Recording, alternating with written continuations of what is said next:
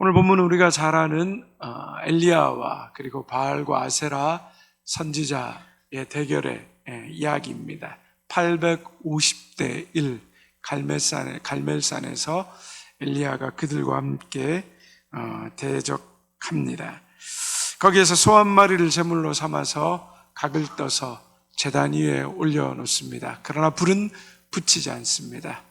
각자 자기 신에게 기도해서 하늘에서 불이 내려와 그 제단에 불이 붙게 하는 그 신이 참 신이라고 서로 이야기하고 그것을 옳게 여겼다라고 말했습니다. 이스라엘에 여러 많은 산이 있을 텐데 왜 이 갈멜산에서 대결을 벌였을까? 이 갈멜산에 어떤 의미가 있는지를 좀 먼저 생각해 보려고 합니다. 갈멜산은 우리나라의 설악산이나 지리산과 같은 험한 산이 아닙니다. 이스라엘에 이렇게 험하고 높은 산은 아마 헬몬산 하나 정도이고 대부분이 해발 500에서 900 사이에 낮은 산입니다. 그리고 높고 아주 가파른 산의 모양을 하고 있는 것이 아니라 낮은 구름처럼 보이는 산을 위치하고 있습니다.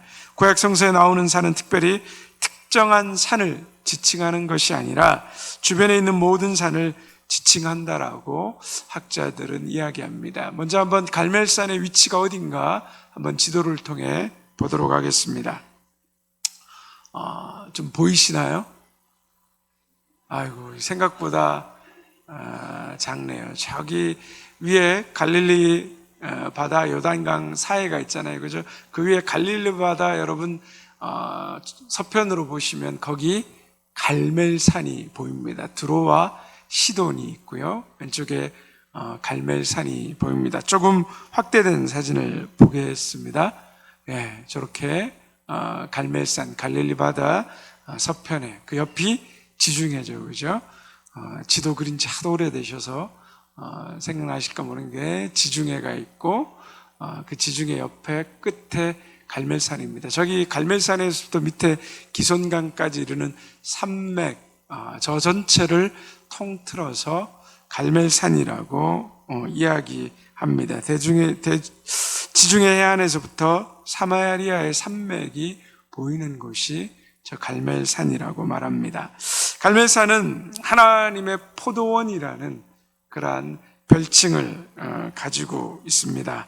즉 지중해에서 불어오는 습한 바람과 만나서 비가 내리고 그곳의 땅은 아주 비옥한 땅이었습니다. 울창한 숲을 이루고 있고 그리고 곡식이 자랍니다. 그래서 이 당시에 갈멜산은 바알 신을 섬기는 본거지로 유명했습니다. 갈멜산 위에서 바라보면 지중해 해변과 넓게 펼쳐진 이스라엘 최대의 곡창지대라고 하는 이스라엘 평원이 펼쳐져 있습니다. 한번 다음 사진 보겠습니다. 저렇게 지중해와 만나는 가장 끝자락에 갈멜산이 저기 아래 위치해 있고요. 다음 사진 한번 보겠습니다. 이렇게 갈멜산 꼭대기에서 이렇게 촬영한 사진입니다. 저기 있는 곳이 엘리야가 바울 선지자들과 대결해서 벌였다는 엘리야 기념교회가 있습니다. 다음 사진이요. 엘리야 기념교회 안에 사진의 모습이고요. 그리고 다음 사진 보겠습니다. 그 기념교회 마당에 가면 저렇게 엘리야가 칼을 들고 있고 그 발 아래 바알 선지자의 목을 밟고 죽이는 장면이 있습니다. 그래서 보통 성지순례 가게 되면 가보게 되는 코스 중에 하나입니다. 저희도 아마 내년에 2월이나 11월 정도에 저희들이 이스라엘하고 요르단, 페트라 지역 성지순례를 지금 생각하고 계획 중에 있습니다. 여러분들이 제가 부임했을 때 말씀드렸는데 코로나 때문에 못 갔는데 부지런히 저축하셔가지고 우리가 한번 기회가 되면 함께 성지순례를 꼭 같이 가시면 좋겠습니다. 그래서 저 비가 많이 오고 울창한 숲을 이루었고 또 그곳에 동굴이 많았습니다. 저희도 계룡산, 지리산, 북한산만 가도 우리 저희 주변도 그렇고 어떻습니까? 산이 이렇게 있는 곳, 또 뭔가 신비스러움이 있는 곳에는 항상 뭐죠? 기가 세다. 그래서 영계가 잘 임한다. 뭐 그런 식으로 얘기하지 않습니까? 그래서 바알, 비를 관장하는 신, 비가 가장 많이 내리는 곳, 또 동굴이 있는 곳, 신비감을 형성하는 그곳이 바알산의 본거지였다는 거죠. 그래서 가뭄이 일어나면 3년 반 동안 이 가뭄이 생기게 되면 가장 먼저 마르는 곳이 이 갈멜산 지역이었다는 거죠. 그래서 엘리야가 갈멜산에서 바알 선지자와 대결을 벌인 것은 바알 본거지의 이스라엘 땅의 홈그라운드라고 할 수 있는 곳에서 대결을 벌였다는 겁니다. 비를 관장하는 그 바알 신과의 대결에서 참신이 바알이 아니라 하나님이라는 것을 거기에서 증명하고 있는 것입니다. 엘리야는 이 대결의 자리에 모인 이스라엘 자손을 먼저 꾸짖습니다. 우리 21절의 말씀을 같이 함께 보겠습니다.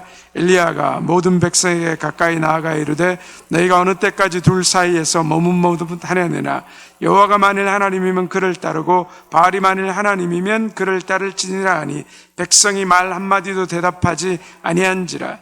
지금 백성들이 어떤 상태에 있다라고 말합니까? 하나님과 바알 사이에서 머뭇머뭇하고 있다는 겁니다. 하나님과 바알 사이에 선택하라는 요구에 한마디도 대답하지 않고 침묵하고 있다라고 말합니다.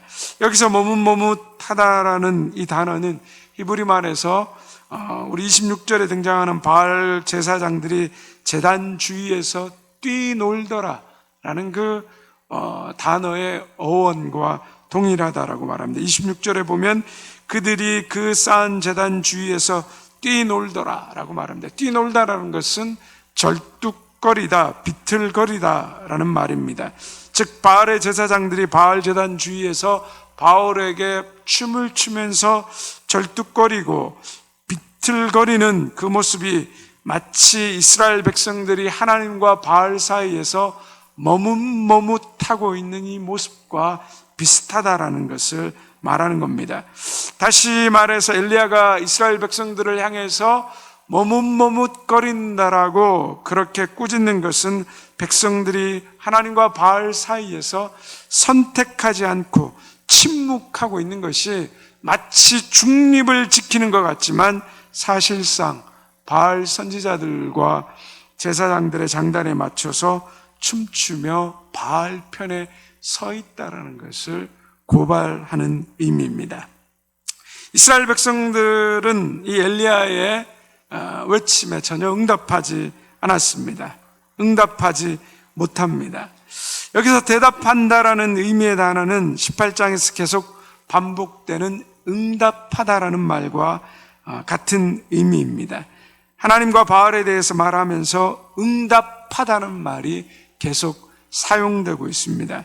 먼저 우리 한번 PPT 보겠습니다. 18장 24절에 말씀 보시면 이렇게 이야기합니다. 나는 여호와 이름을 부르리니 이에 불로 응답하는 신 그가 하나님이니라. 우리 26절의 말씀도 같이 볼까요? 시작.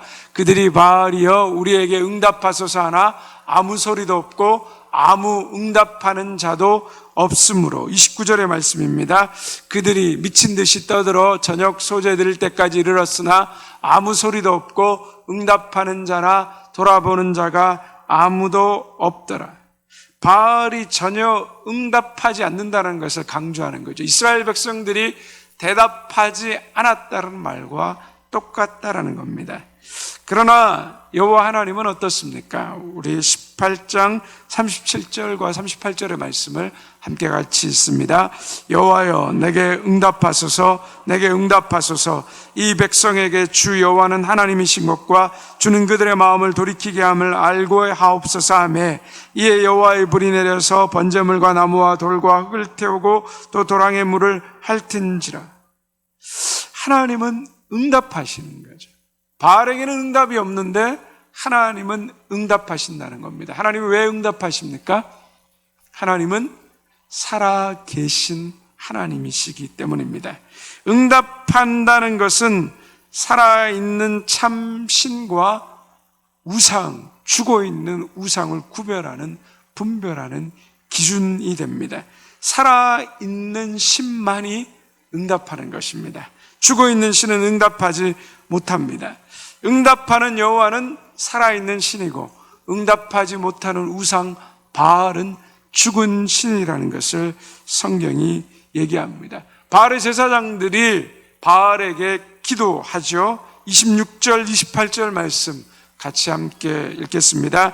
그들이 받은 송아지를 가져다가 잡고 아침부터 낮까지 바알의 이름을 불러 이르되 바알이여 우리에게 응답하소서 하나 아무 소리도 없고 아무 응답하는 자도 없으므로 그들이 그 쌓은 제단 주위에서 뛰놀더라. 28절입니다. 이에 그들이 큰 소리로 부르고 그들의 규례를 따라 피가 흐르기까지 칼과 창으로 그들의 몸을 상하게 하더라. 부르짖습니다. 그런데 응답이 없습니다. 그러자 그들은 그 제단 주위를 돌며 춤을 춥니다. 여기에도 응답이 없자 급기야 그들은 어떻게 합니까? 자기 몸을 칼과 창으로 찌르면서 자기 몸을 자해합니다. 도대체 신의 응답과 자해가 무슨 관계가 있기에 이들이 이렇게 행동할까요? 그것은 바로 지성입니다.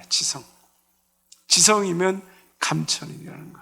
우리가 이렇게 하나님 앞 그 자신들이 믿는 신에게 헌신을 하게 되면 그 신이 감동해서 우리에게 복을 준다라고 생각하는 거죠.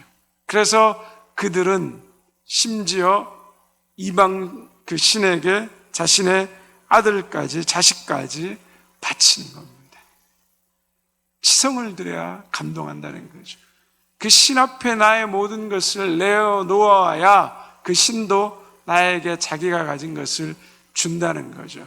그래 복채를 크게 주면 줄수록 가는 곳이 달라지고 응답이 달라진다라고 일반 많은 종교들은 이야기한다는 겁니다. 그러나 엘리야는 어떻게 기도합니까? 30절에서부터 보면 엘리야는 제단을 고칩니다. 이스라엘의 12지파를 상징하는 12돌을 가지고 하나님의 무너진 제단을 다시 쌓습니다. 그리고 거기에 소를 넣고 장작을 놓은 다음에 그곳에서 물을 길어와서 물을 받아서 그 제물에 붓습니다. 큰 통내게 물을 가득 담아와서 제단에 붓기를 3번이나 반복합니다. 물이 가득 젖어 있겠죠. 왜 그렇게 했을까요? 왜 이렇게 물을 제단에다 계속 부었을까요? 뭐 때문에요? 왜 그렇게 했겠습니까? 오히려 기름을 부어야 될 것 같은데 엘리야가 물을 가득 붓지 않습니까? 왜 그랬습니까? 뭐 때문에 물을 부었을까요?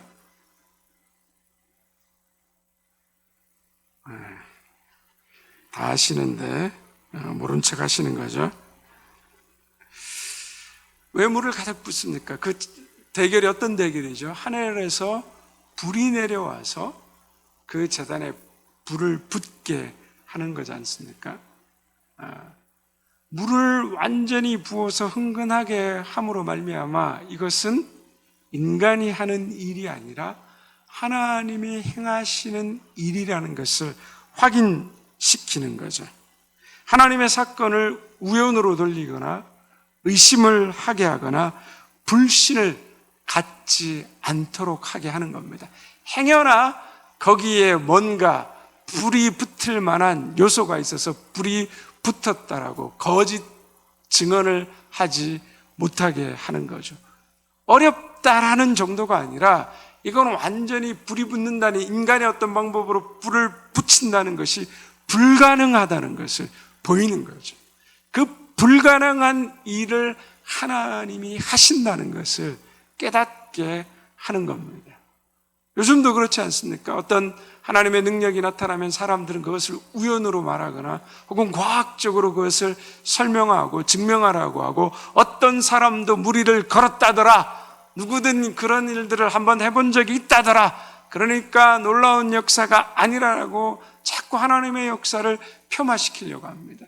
엘리야가 이렇게까지 물을 붓고 했던 것은 바로 이스라엘 백성들의 마음이 그만큼 강팍했다는 것을 말하고 있는 것입니다. 그래서 완전히 인간이 행한 일이 아니라 하나님이 하신 일이라는 것을 확인하고 믿게 될 때 하나님 앞에 무릎 꿇게 된다라는 것들을 경험하게 되는 거죠.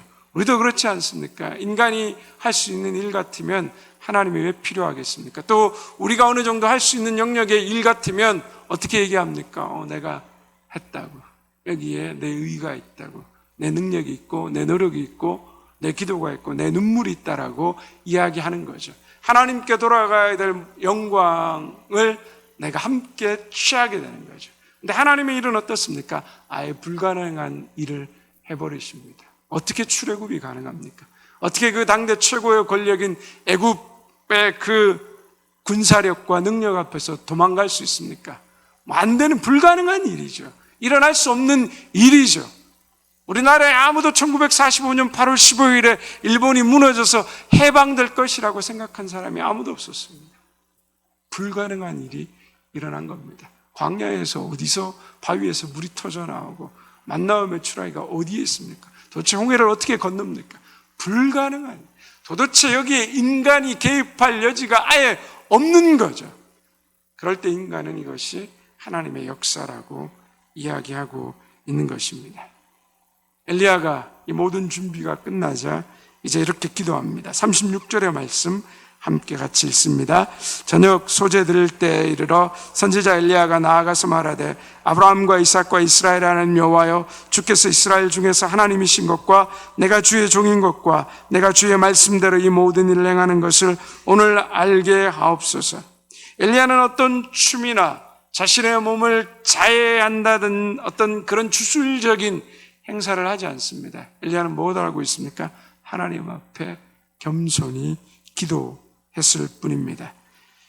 우리 기독교의 신앙과 타 종교의 신앙이 다른 이유 중에 다른 점 중에 하나가 바로 이것입니다. 세상의 모든 신앙은 신의 마음을 움직이기 위해서 인간의 희생과 노력을 필요로 합니다. 점집에 가도 어떻게 합니까? 복채 얘기하지 않습니까? 이거 5만 원짜리, 이거 30만 원짜리, 이거 100만 원짜리, 몇 천만 원짜리 구태해야 된다고. 단계에 따라 달라지는 겁니다. 뭐 절에 가도 사람이 죽으면 어디로 갈 건지, 누가 할 건지, 기와장 한 장 샀는지, 절을 한 채 짓는 건지 여기에 따라 달라집니다. 인간의 치성과 공로가 들어가야 됩니다. 우리 조상들이 옛날에 어떻게 하셨습니까? 새벽에 아무도 일어나지 않는 시간에 머리 빗고 옷을 입고 우물가에 가서 남들이 물 뜨기 전에 정화수 한 사발 떠놓고 그 앞에서 비나이다 비나이다 비나이다. 왜 이렇게 했습니까? 치성입니다. 치성. 똑같습니다. 감동시키는 겁니다. 내 노력을 보고 감동받아서 나에게 응답해달라는 겁니다. 내가 원하는 거 달라는 겁니다. 내가 이만큼 줬으니까 당신도 나에게 여기에 상응하는 걸 줘야 된다는 거죠. Give and take라는 거죠. 지난번에 일본의 그 홍수표 목사님 와서 이야기를 하는데, 일본의 기독교가 저희보다 먼저 들어갔고 수많은 순교의 역사들이 있습니다. 일본에 가서 그 순교지에 가서 순교한 일본 사람들의 이야기를 들으면 정말 그 가슴이 아주 찡해집니다. 어떻게 이런 핍박과 순교를 받았을까? 그런데 그 순교의 역사가 그렇게 큰 일본에 기독교 복음화율이 0.3%인가요? 뭐 몇십만 명밖에 안 돼요. 없습니다. 기독교 신자가. 왜 없느냐라고 물었을 때 그 중에 한 가지가 뭐냐 그러면 모든 게 잡신도 너무 많은데 일본 사람들 생각에는 뭐가 있냐면 give and take라는 거예요. 은혜라는 개념을 가질 수가 없다는 겁니다. 내가 신에게 뭔가를 줘야지만 그 신이 나에게 거기 합당한 상응한 대가를 한다는 거죠. 그 은혜를 설명하면 공짜로 받는다 그러면 그거는 정당한 대가가 아니라는 거죠. 그 은혜의 개념을 설명하기가 너무 힘들다는 거예요. 안 된다는 거예요. 기독교는 뭐죠? 은혜가 없으면 설명이 안 되는 건데, 우리의 의와 우리의 힘으로 구원받을 수 없는데 우리의 의와 힘으로 구원받으려고 한다는 거죠. 11조는 잘하는 교인이 있었는데 어느 날 11조를 안 해서 물어봤더니 직장을 실직한 지가 1년이 넘었답니다. 근데 1년이 넘었는데도 계속 11조를 하더래요. 그래, 왜 그랬냐고. 자기가 지금 실직해서 먹고 사는 것도 힘든데 어떻게 11조를 했냐고 그랬더니 은행에서 융자 받아서 11조 했다는 거예요. 대출 받아가지고 계속. 근데 이제 한계가 오니까 못했다는 거예요. 왜요? give and take로 생각하는 거예요. 아무리 가르쳐도 바뀌지 않는 그 어려움들이 그 안에 있다는 겁니다. 신에게 감동을 줘야 된다는 거죠. 감동. 그래서 기도 응답을 줄 것이라는 기대 때문에 그렇게 한다는 거죠. 그러나 기독교 신앙은 여러분 어떻습니까? 우리가 하나님의 마음을 움직일 수 없다라고 우리가 선언하는 겁니다. 오히려 하나님이 도무지 해결할 줄 모르는 인간의 굳은 마음을 돌이키시기 위해서 일하십니다. 인간을 위해 구원 역사를 행하시고 구원의 길을 열어주시고 인간에게는 겸손히 그 구원의 은혜를 받아들이라고 명령하십니다. 하나님의 은혜입니다. 전적인 은혜. 그래서 우리의 기도 역시 우리의 정성으로 응답받는 것이 아니라는 거죠. 정성으로 응답받는 것이 아니라는 겁니다. 그럼 우리의 기도가 응답받는 이유가 뭡니까? 우리의 기도가 다른 이유가 뭡니까? 예수님은 우리의 기도의 응답의 이유를 이렇게 설명하십니다. 마태복음 7장 11절 말씀 같이 함께 읽겠습니다. 너희가 악한 자라도 좋은 것으로 자식에게 줄 줄 알거든 하물며 하늘에 계신 너희 아버지께서 구하는 자에게 좋은 것으로 주시지 않겠느냐. 요한복음 16장 24절입니다. 지금까지는 너희가 내 이름으로 아무것도 구하지 아니하였으나 구하라 그리하면 받으리니 너희 기쁨이 충만하니라. 하나님이 우리 기도에 응답하시는 이유는 하나님이 우리 아버지가 되시고 우리가 하나님의 자녀이기 때문이라는 겁니다. 자녀가 아버지에게, 어머니에게 뭔가를 해서 부모님이 자녀에게 주시는가요? 아닙니다. 관계 때문에 주십니다. 오히려 내 재산을 손해보고 내가 희생해야 되고 헌신해야 되고 어쩌면 오늘 우리 사회처럼 자식들 공부시키느라고 노후 준비 하나도 못하고 부모는 노후를 힘들게 보내야 하는 것이 이 대한민국의 현실입니다. 노후 준비가 된 세대들이 60세 이상의 세대들이 10%도 안 된다는 거죠. 심각한 그 상황에 처해 있는 것이 오늘 대한민국 부모님들의 현실인데 그 현실을 알고 있음에도 불구하고 내 자식에게 투자하지 않고 내 자식을 위해서 부모가 자신의 것을 헌신하지 않는 부모님 여기 계십니까? 나는 내 노후 준비해야 되니까 넌 그냥 대충 알아서 살아라. 그만 스탑. 나는 여기까지. 놀든 말든 네 마음대로 네 인생 살아라. 나는 학원비, 교육비 못 대주니까 네 혼자 살아라. 이건 부모가 아니죠. 그죠? 계모겠죠. 계부겠죠. 부모는 그렇게 하지 않습니다. 관계가 없는 겁니다. 자식의 헌신, 자식의 그 모든 자식의 삶이 잘 되기를 위해서 전적으로 자신의 모든 것을 헌신하는 게 부모입니다. 그게 부모와 자녀와의 관계입니다. 그래서 주는 거예요. 하나님이 우리에게 응답하시는 것도 마찬가지입니다. 우리가 예수 그리스도를 구주로 믿고 우리가 하나님의 자녀가 되었으면 하나님은 뭐죠? 부모와 자녀의 관계이기 때문에 하나님은 우리에게 좋은 것을 주시는 겁니다. 그것을 우리가 잊지 말아야 합니다. 그래서 부모는 자녀의 필요를 알기 때문에 자녀의 필요를 채워주시는데 하나님도 우리에게 그렇게 하시는 거죠. 그래서 마태복음 6장 32절에 이렇게 말합니다. 너희 하늘 아버지께서 이 모든 것이 너희에게 있어야 할 줄을 아시느니라. 그래서 너희는 뭐 하라고요? 먼저 그의 나라와 의를 구하라는 거죠. 다른 거 구하지 말고. 그럼 다 하신다면 우리가 기도할 필요 없지 않습니까? 다 하시는데 뭐하러 기도합니까?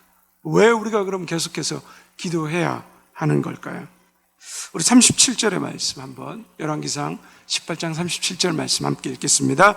여호와여 내게 응답하옵소서 내게 응답하옵소서 이 백성에게 주 여호와는 하나님이신 것과 주는 그들의 마음을 되돌이키심을 알게 하옵소서 하며 우리가 계속 기도해야 하는 목적을 엘리야는 그렇게 설명합니다. 하나님을 알고 하나님이 우리 마음을 돌이키기를 원하시기 때문이라고 말합니다.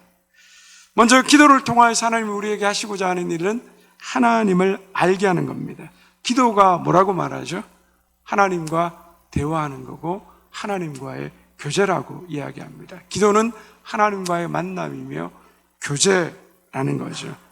교제함을 통하여서 우리는 사람과 사람 사이에서도 친밀하고 가까워지듯이 기도를 통하여서 하나님의 마음을 알게 되고 하나님과 대화함을 통하여서 하나님과 친밀하고 가까워진다는 겁니다. 그렇기 때문에 기도가 일방적인 부르짖음으로 끝나면 안 된다는 거죠. 하나님, 내가 말하는 거 제발 똑똑히 들으세요. 내가 이게 필요하고 하나님 내가 저게 필요합니다. 요거 언제까지 응답하셔야 됩니다. 기도 끝. 이런 게 대화가 아니라는 거죠. 하나님과 친밀한 대화를 해야 된다는 거죠. 관계 형성이 어떻게 됩니까? 부모와 자녀와의 관계가 문제 해결을 위한 관계가 아니라 사랑의 관계가 되어야 하듯이 우리의 신앙과 기도 생활도 그 목적이 응답받는 것이 아니라 뭐가 되어야 되죠? 하나님과의 사랑의 관계 가운데 살아가는 겁니다. 사랑의 관계에 들어가면 어떻습니까? 사랑하기 때문에 그것이 그 필요가 무엇인지를 알고 채워주는 겁니다. 하나님과 사랑의 관계에 우리가 들어가게 되면 하나님이 우리에게 뭐가 필요한지 다 아시는 거죠. 이미 구하기 전에 무엇이 필요한지 아십니다. 우리 자녀 그렇지 않습니까? 사랑하시기 때문에 자녀가 말하지 않아도 얘에게 필요한 게 뭔지 아니까 때가 되면 옷 사주시고 때가 되면 신발 사주시고 때가 되면 이 아이에게 필요한 거 주시고 얘가 몸이 허약하다고 생각되면 이 아이를 위해서 영양제 사주시고 보약 지어주시고 다 주시잖아요. 그게 뭐죠? 사랑의 관계이기 때문에. 우리가 하나님과의 사랑의 관계에 들어가게 되면 어떻습니까? 하나님과 자꾸 대화하고 싶어지고 사랑하니까 만나고 싶어지고 기다려지는 겁니다. 하나님 사랑합니다라고 말하는데 기도의 자리에 나아가지 않고 하나님의 말씀을 듣는 자리에 나오지 않는 것은 어쩌면 정말 사랑하지 않는 건지 모릅니다. 사랑하는데 그럴 수 있습니까? 저희 딸이 요즘 연애하는데 미쳤더라고요. 그냥 그냥 전화기를 끊지를 않습니다. 끊임없이 대화합니다. 밤이고 낮이고 끊임없이 대화합니다. 여러분도 그렇지 않으십니까? 사랑할 때 생각해 보십시오. 또 보고 싶고 만나고 싶고 전화 끊었는데 집에 와서 또 전화하고 또 만나고 나서 또 들어가서 또 전화하고 끊임없이 만남의 대화를 가지는 겁니다. 그래서 기도 생활이라는 것은 하나님과의 사랑의 관계의 그 친밀함을 만들어야 합니다. 하나님이 누구이신지 어떤 것을 원하시는 건지 하나님의 말씀을 듣고 이 말씀을 통하여서 하나님의 음성을 들어서 하나님이 얼마나 우리를 사랑하시고 우리를 인격적으로 대하시는지 우리를 착취하시거나 우리를 노예로 삼거나 우리를 부리시기를 원하는 것이 아니라 우리를 인격적 관계에서 얼마나 사랑하시고 그 사랑의 은혜 아래에서 우리가 자유함을 누리고 기쁨을 누리고 우리의 행복을 위해서 하나님이 얼마나 어떻게 일하고 계신가 우리가 그것을 깨달음으로 말미암아 그 은혜와 사랑에 하나님 앞에 나오게 하는 것입니다. 두 번째로 기도를 계속해야 되는 이유는 우리의 마음을 돌이키는 것입니다. 무슨 뜻일까요? 기도는 내가 원하는 것을 하나님이 하시도록 하나님을 설득하는 것이 아니라는 겁니다. 물론 기도를 처음 시작할 때 하나님 앞에 요구하는 기도를 드릴 수 있습니다. 우리가 요청하는 기도를 많이 하게 됩니다. 그러나 관계가 가까워지고 친밀해지다 보면 요구하는 것이 아니라 뭐죠? 상대방이 원하는 것을 하려고 합니다. 우리 자녀가 어렸을 때는 부모님에게 다오라고 요구만 합니다. 그런데 철이 들고 생각이 커지고 그 마음의 폭이 점점 성숙해 가면서 어떻습니까? 이제는 내가 요구하던 것에서 부모님이 나에게 원하시는 것이 무엇인가를 생각합니다. 그리고 부모님이 기뻐하시는 일을 하려고 하는 겁니다. 신앙의 성장과 변화도 마찬가지입니다. 우리가 하나님 앞에 처음에는 요구하는 기도만을 가지고 나아갑니다. 그러나 하나님을 알면 알수록 내가 간절히 원했던 그 모든 것들이 그렇게 중요하지 않다는 걸 알게 됩니다. 오히려 하나님이 내 삶 속에 요구하셨던 것, 하나님이 말씀하셨던 그 모든 것이 내 삶에 얼마나 더 귀하고 중요한 것인가를 깨닫게 되게 됩니다. 그래서 하나님을 알아가시면 갈수록, 친밀해지면 친밀해질수록 내가 요구하는 것을 내려놓고 내 뜻과 내 주장과 내 소원을 내려놓게 되고 하나님의 뜻에 나를 조종하고 맞추게 된다는 겁니다. 그래서 내가 원하는 것이 아닌 하나님이 원하는 것을 구하게 되는 것입니다. 이때 구하게 되는 것이 하나님 나라와 의, 이때 일어나는 일이 회개이며 마음의 돌이킴입니다.